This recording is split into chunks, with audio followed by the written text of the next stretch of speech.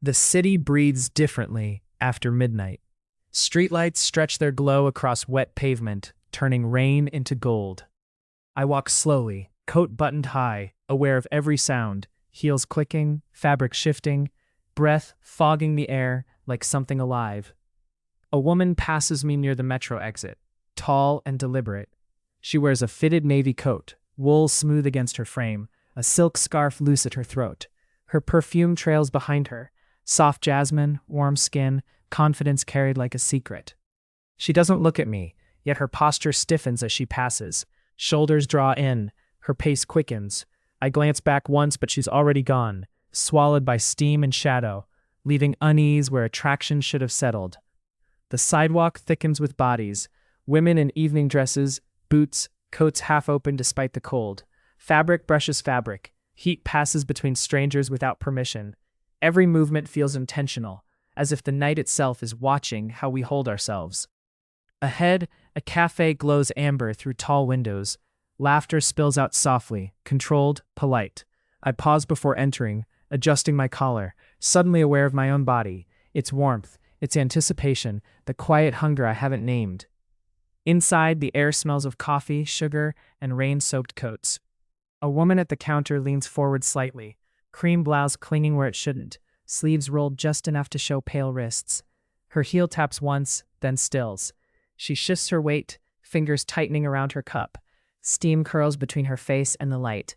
Her eyes flick past me, not meeting my gaze, but lingering somewhere behind my shoulder, as if something stands there already. Another woman sits by the window, legs crossed slowly, deliberately. She wears a dark green knit dress, soft fabric moving with her breath. Her hair spills over one shoulder, catching the light. She presses her lips together, distracted, flushed. The music falters for half a second. No one reacts, yet the room feels altered. Conversations thin, chairs scrape less. I sense a presence before I hear or see anything, a closeness that doesn't belong to anyone I know. He doesn't touch me. He doesn't need to. The space behind my back feels occupied, claimed by warmth that isn't mine. My shoulders tense as if anticipating contact that never comes, desire rising sharp and unwelcome. The woman in green inhales sharply. Her posture shifts, spine straightening, thighs pressing together. Her eyes darken with something between curiosity and fear. She swallows, once, and looks down as if ashamed of what she feels. I still don't turn around. Something tells me not to. The air carries a scent now, clean, restrained, faintly cold. Not cologne, not perfume, something patient, something that has waited longer than I've been alive. The barista's smile tightens, too careful, as if held in place. Her hands move faster than necessary. Cups clink louder than they should. Silence stretches between sounds, heavy enough to press against my ribs. A voice speaks close to my ear, calm, even, intimate without permission. "You're standing where I prefer to be." The words are gentle, but my pulse spikes instantly, betraying me with how quickly I obey. I step aside, no contact, never contact. He passes me, coat dark, perfectly fitted, movements unhurried. The absence he leaves behind feels worse than his presence, like warmth drained from a body that didn't know it was alive. He stops near the counter, hands folded behind his back. He orders nothing. The woman in the cream blouse trembles visibly now, breath shallow, eyes fixed somewhere near his shoulder, never daring to look directly at him. I understand then that this isn't attraction, not exactly. This is anticipation stretched too far, tightened until it hurts. Whatever he is, he feeds on what we imagine, not what we're given. His gaze lifts, not to her, not to me, somewhere between us, as if he sees the shape of our wanting. The room bends around that silence, waiting for something it will never receive. Then, finally, he looks at me, just once. Dark eyes, endless restraint. No smile, yet something sharp flickers there. Recognition, perhaps, or promise. My breath catches, traitorous, eager. He speaks again, softer now, meant only for me. "Not yet." The words settle into my chest like a whispered curse, and I know, with terrifying clarity, that I will hear them again. The cafe doesn't recover after his words. It only pretends to. Conversations resume too loudly, laughter arriving half a beat late. I sit with my coffee untouched, aware of my breathing, the way my body leans subtly toward where he stands. The woman in green shifts again. Her dress rides slightly higher as she crosses her legs with unnecessary care. She presses her palms flat against the table, grounding herself, as though her own body has betrayed her by responding too quickly. She smells faintly of citrus and skin warmed by wool. Each inhale she takes seems deliberate, measured. Her gaze keeps drifting toward him, stopping just short, like a hand pulled back from fire. He remains perfectly still. His coat doesn't rustle. His posture never slackens. It's as if movement itself is something he withholds, rationed carefully, knowing the restraint does more damage than any advance ever could.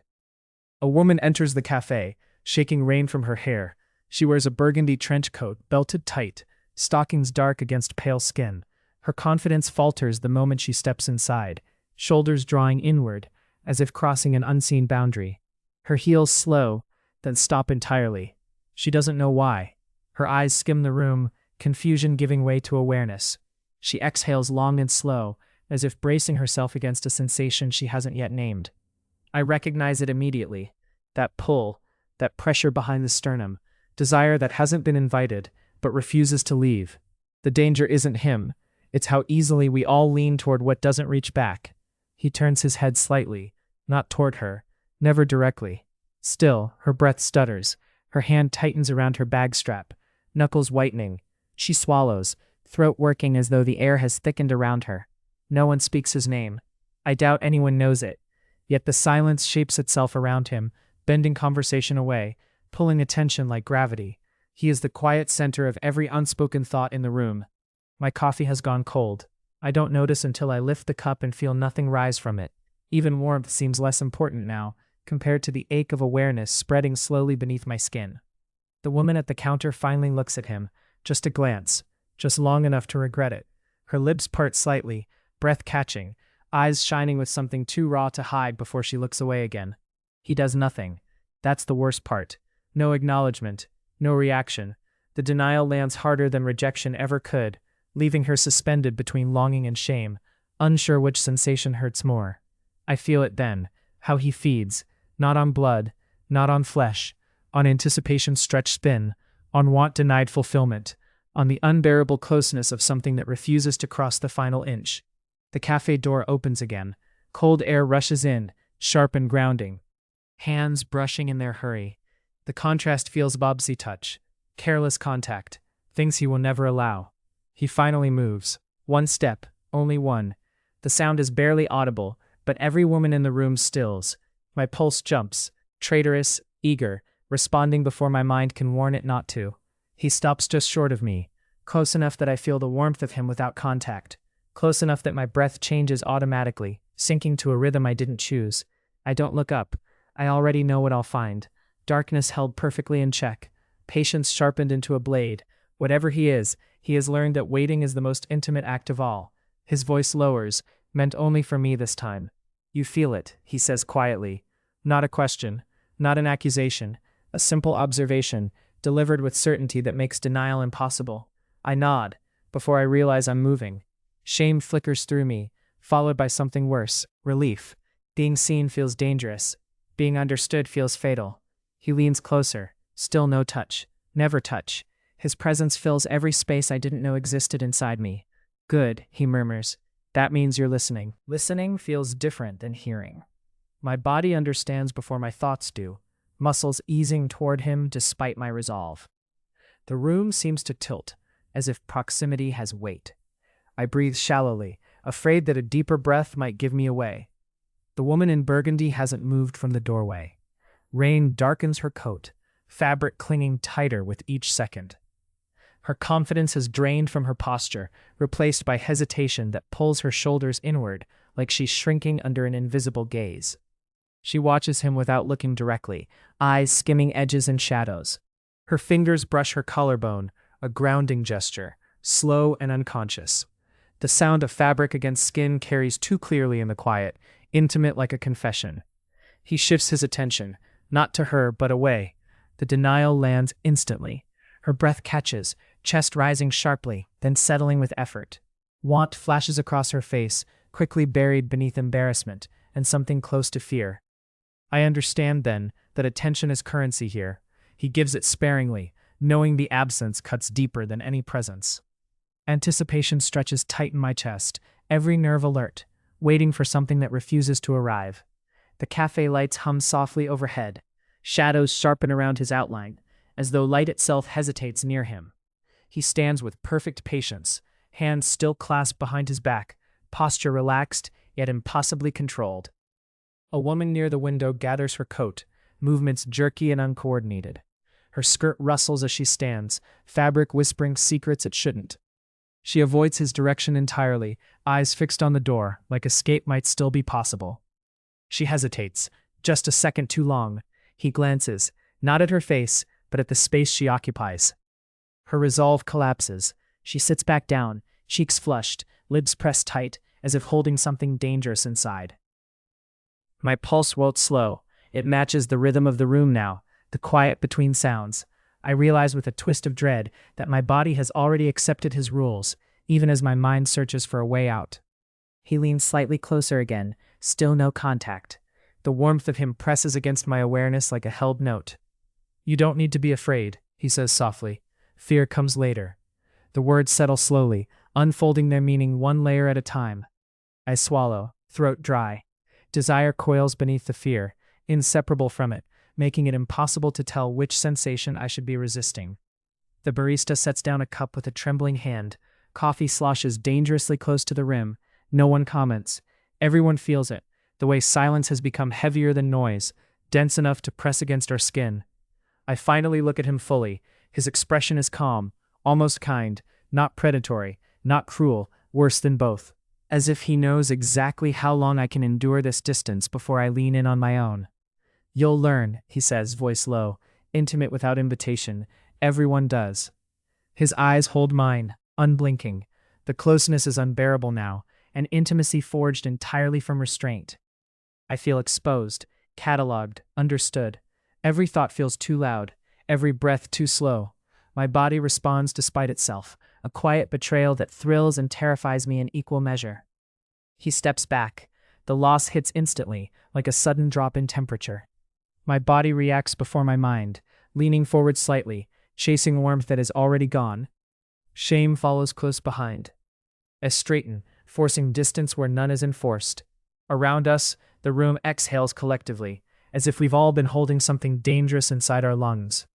He turns away from me at last. The effect is devastating. Denial sharpens desire into something almost painful. I understand now that he never needs to choose us. We choose him, again and again. As he moves toward the door, the women's gazes follow without permission. Postures shift. Breathing changes. The room mourns his absence before he's even gone. At the threshold he pauses. He doesn't look back. "Soon," he says softly, to no one and everyone at once. The door closes behind him, leaving silence loud enough to echo. The door shuts, and the sound lands heavier than it should. Cold air rushes briefly through the cafe, then settles. For a moment, no one moves. It feels wrong to be the first to breathe normally again. The woman in green exhales shakily. Her shoulders sag, relief and disappointment tangled together. She smooths her dress over her thighs with careful hands, as if restoring order to a body that no longer trusts itself. The woman in burgundy finally steps fully inside. She loosens her coat belt, fingers fumbling, then stopping altogether. Her eyes dart toward the door he used, lingering there longer than she means to. Conversation resumes in fragments. Too loud, too quick. Laughter sounds forced, brittle. Everyone is trying to prove something, to themselves perhaps, that nothing out of the ordinary has happened here tonight.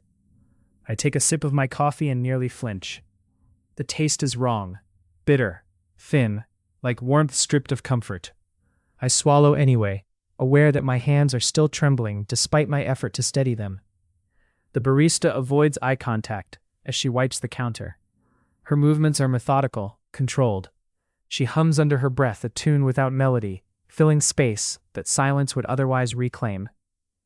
I notice the absence now. The way the air no longer presses close. The way anticipation has nowhere to settle. It leaves a hollow behind, an ache I hadn't expected to miss so quickly. The woman near the window finally stands.